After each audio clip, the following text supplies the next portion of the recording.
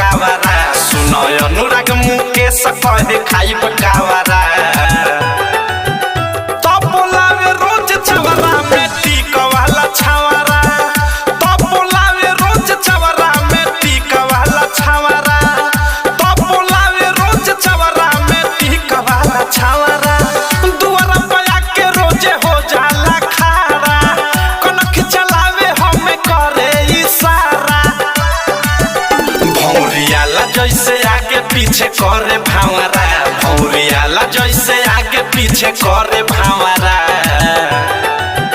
तो बोलावे रोज छवरा में टीक वाला छवरा तो बोलावे रोज छवरा में टीक वाला छवरा तो बोलावे रोज छवरा में टीक वाला छवरा। आरसीएम म्यूजिक न्यू ऐप अभी डाउनलोड कीजिए हमारे गूगल प्ले स्टोर से और पाए भोजपुरी लोकगीतों का एक से बढ़कर एक ऑडियो वीडियो सॉन्ग बिल्कुल मुफ्त।